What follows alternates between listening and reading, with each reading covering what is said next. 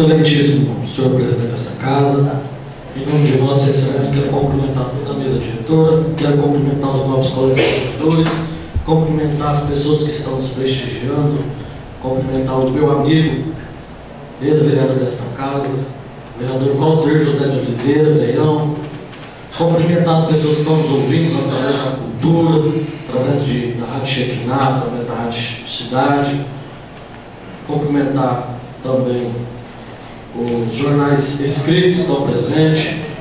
Senhor presidente, estou fazendo um requerimento esse que nós já é do conhecimento, acredito que de todos os vereadores há vários meses, que se encontra no nosso hospital um aparelho de raio-x de grande potência, bom, e que está com defeito há mais de anos.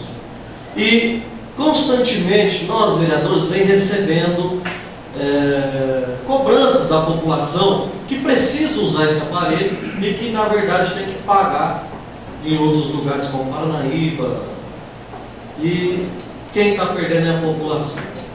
Se eu não me engano, já foi feito um orçamento outras vezes, porque eu estive reunido aqui nessa casa com então o pessoal da Santa Casa, na época que nós devolvemos o dinheiro economizado na Câmara, os 400 mil reais. Eles reclamaram desse problema para nós e disse que foi feito um orçamento para conserto deste aparelho e que fica mais ou menos 23 mil reais. E eu preciso fazer aqui um pedido, o porquê que até hoje não foi consertado esse aparelho, o porquê que até hoje a população está pagando por este problema, e se foi consertado, se eu estiver errado aqui, que nos responda. Mas o que recebi hoje ainda nessa Casa de Leis, uma pessoa foi lá para fazer, o médico receitou para ele fazer o raio-x, chegando lá, o raio-x está com defeito e não tem previsão de conserto.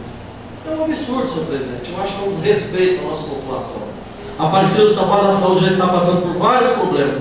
É um problema, senhor presidente, na minha opinião, perante o orçamento que nós temos, perante o dinheiro que é repassado, pequeno, perante esses 23 mil reais. Ou seja, é pequenas coisas que está pecando essa administração. Então eu venho aqui requerer, pedir para que façam o mais rápido possível. Eu quero a resposta desse requerimento, peço que façam com urgência, porque quem está perdendo com isso é a nossa população.